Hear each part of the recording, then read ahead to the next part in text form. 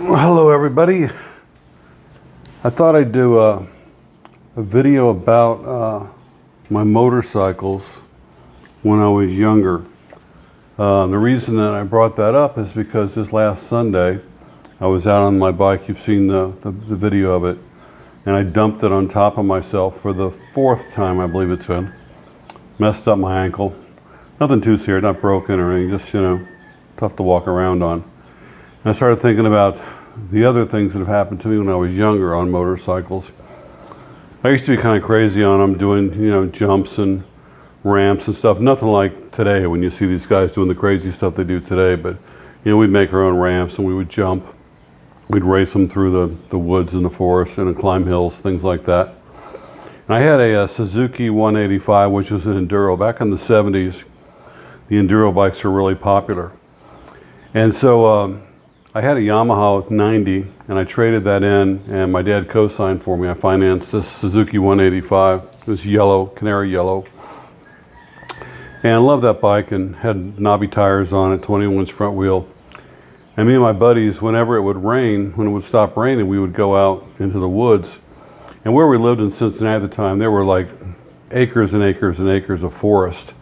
And all of them had trails, weaving all through them. And we knew every inch of those trails. And we'd go back there and ride our bikes, as muddy as the muddier it was, the better.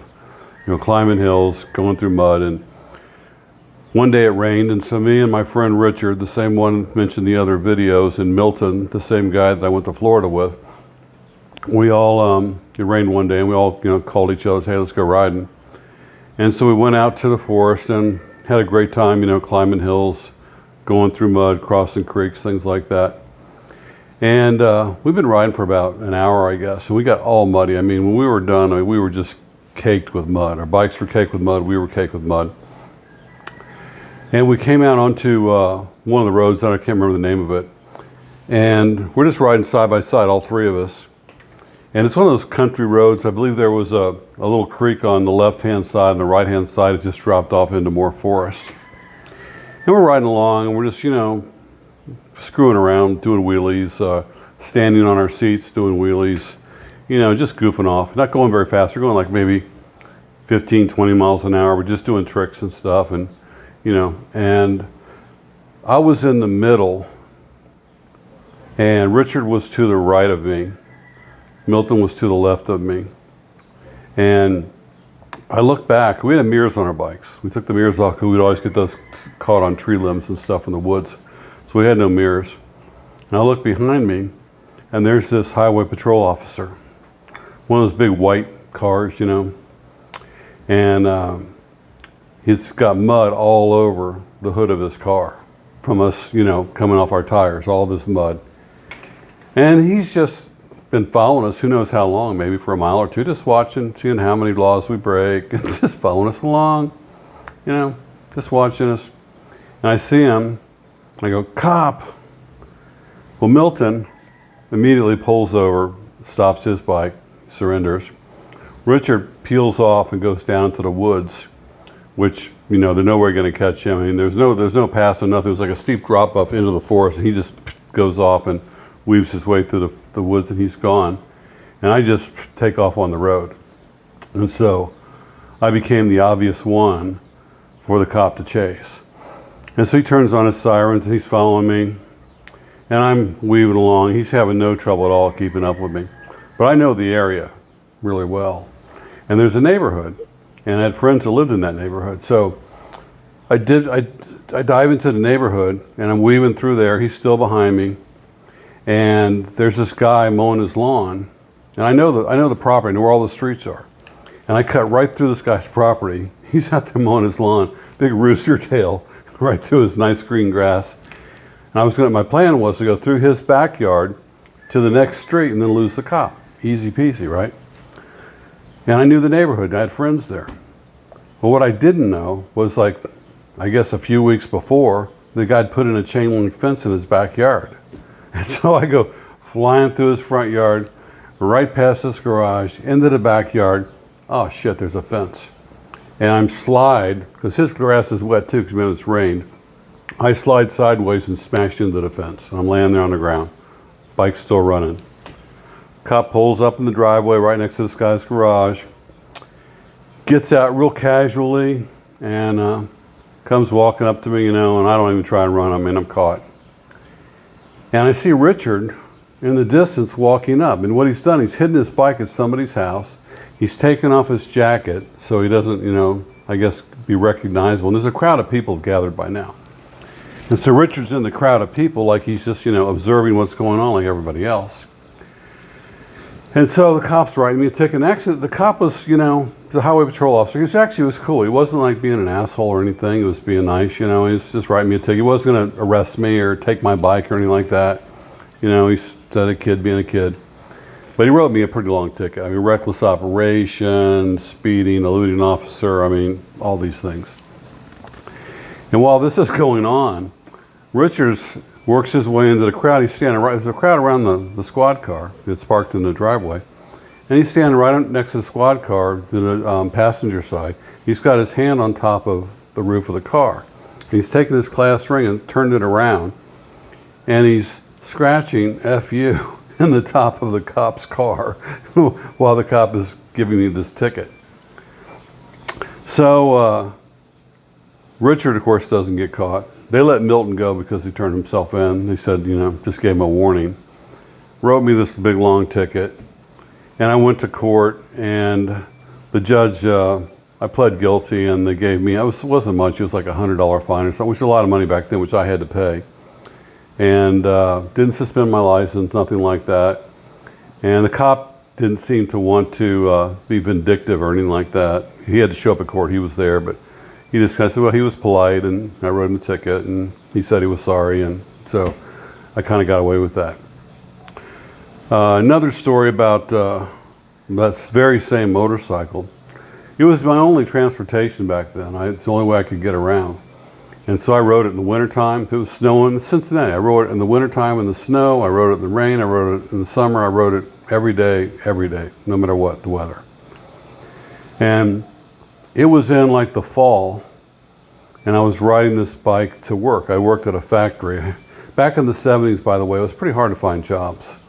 And the job I had at the time was working at a fan factory where they made industrial fans, big industrial fans, like for exhaust and stuff. And my job was, I was a grinder. And they had these aluminum parts at like the top of the fan, like the whole cover of the fan was made out of aluminum and had numbers on it. And for some reason, I don't know why, I never did find out, I had to grind those numbers off. They're like serial numbers. I had to grind these numbers off these fans. And so for 8 hours a day, I'd have coveralls on, goggles, and this big industrial grinder, and I would just grind off numbers and stack them up and grind them off. I mean, that was my job all day. So I was coming back from work, and on this windy road through not Hyde Park, but I can't remember the name of the neighborhood in Cincinnati, but it was an upper middle class neighborhood. But I wasn't going through the neighborhood, I was going on a road that was like the houses were facing the other way, so the back of the houses were there. So you're driving through, it's very scenic, you see these big beautiful Tudors type houses, and their property bordered up against this road that I was on. It was kind of a twisty, curvy, country road. And so I'm going along, I'm going faster than the speed limit, but I'm not speeding like real fast. I was going like maybe 45 miles an hour. Just going through there. I've been on the road 100 times, rode it every day. I come around a corner, and this lady had stopped her car in the, was a 2-lane road. She stopped her car on the lane. No brake lights. She just coasted to a stop to look at the back of a house. So no brake lights, no nothing. It's probably around 4:30, 5 o'clock, so it's not real light out. So I come around the corner, I see the car, but I don't realize that it's not moving until it's too late. I smash into the back of her car. I fly over the top of her car onto the hood of an oncoming car coming the other way, and I'm laying there in the street. My leg is broken, and that's about the only damage. I'm laying there, and eventually a cop comes, ambulance comes, they put me in the ambulance, they take me to the hospital, and I'm laying there in the emergency room, and they take me into a room, and they're setting my leg, which is kind of a painful thing. They didn't give me any pain medication or nothing. They're setting my leg. and putting a cast on me. And the cops come in, and 2 cops, and they write me a ticket for following too close, like it's my fault. Not her fault for stopping with no brake lights, no warning signals, no emergency lights, no nothing. Just she goes to a stop on a road to look at a house. It's not her fault, it's my fault. So I get a ticket for that. And of course my motorcycle, well, all it did to my motorcycle is it ruined my front wheel, 21-inch front wheel, and it bent my forks in. So I had to get the forks fixed on the bike. And I'm trying to do that, you know. I had a broken leg, I had a full cast. I mean, from my hip all the way down to my ankle, full cast. And I'm just like so sick of this cast. And I can't stand it after like 2 weeks. And so I take my hunting knife and a saw and I cut the cast off down to below my knee. And I cut it off, take it off, and then I can at least move my leg. And then I took a cane on a string and I would put the cane over my shoulder, you know, like a bow and arrow or something, and got back on my motorcycle and continued, you know, getting around. When I put my foot down, of course, it was kind of painful. But I was riding my motorcycle with a broken leg until the cast eventually got taken off. So that's the story of that. Since this is a short video, so I thought I'd throw in one more cruise ship story. So I get asked about those all the time, and I keep, you know, I'll be laying in bed at night and all of a sudden I remember something that happened. Here's a funny one. I was on the SS Norway. Don't remember when it was, probably late 80s, early 90s. It was before Disney Cruise Line, I know that for sure. And so I'm on the ship as stage manager, and we had a concert pianist there. And this guy was from New York City, and he was very picky and, you know, demanding. You know, he thought like he was this big superstar. And he was supposed to do a show in the secondary lounge where we had this big grand piano. It's a Steinway, like the big one, like the really, really big one. It's like, the thing must have been 7, 8 feet long. I mean, it was huge. And he was supposed to do a concert. He'd done one there already. And he had a good turnout. A lot of people showed up for it. And he decided that for his next show, his final show, that room wasn't big enough for him. He wanted to be in the main show lounge, which was 4 decks down in the main show lounge. He insisted on having the piano moved. And so the cruise director comes to me and says, Mark, you know, sorry, we got to move this piano. Just grab some guys and move it. So some Filipino guys, you know, there are lots of them on the ship from housekeeping or utility department, whatever. They sent them to me, and I had 3 guys and me. And I'd never moved a piano in my life. So we got some big like quilt things, pads that we had backstage. And we tipped it on its side, you know, so that the lid hang down that way. And we managed to get the legs off of it. And then we wrapped it all up, you know, with some straps and stuff. So we had it on its side, on the straps. And we couldn't put it in an elevator. It's way, way too big. We had to take it down the stairs. And so I'm at the top trying to control it. I got 3 Filipinos at the other end, little guys. And so we're going down, sliding it gently, gently down the stairs. And, you know, I'm doing it very, very carefully, you know, 1 flight at a time. It's like probably 10 stairs per flight. And so we're going down. We've got to go down like 4 or 5 decks. And we're going down. It's all going pretty smoothly. And then one of the guys, without any warning, goes, I can't hold it anymore. And he just leaps out of the way. And the other 2 guys, they don't say anything. They just leap out of the way too. And I'm at the top with this grand piano. I can't hold it. And it just goes kaboom, kaboom, kaboom, kaboom, kaboom, down like the whole X area of steps, smashing into the side of the glass staircase thing and shattering that. And of course, you know, staff captain comes, hotel director comes, cruise director comes, everybody's pissed at me like it's my fault. Eventually we get a bunch more guys. We're able to, you know, lug it into the main show lounge. We get it in there, get it put together, put it back up. It's got a couple big gouges in it, but, you know, at least it's together. And we put it in there, and the show starts. You know, it's all set up with the lid up, you know, and lights on and special lighting and everything. And the cruise director introduces the guy, and he comes out. He's got the black tails and everything, the tuxedo with the long tails like you see in the cartoons. And he comes out, he sits down at the piano, you know, and makes this big fuss, and then just goes, you know, starts to play. And even I got a 10 ear. I can't play any kind of instrument at all, but even I could tell that piano was way out of tune. So he's playing like, you know, I don't know what he was playing, like Franz Liszt or something like that, something real complicated.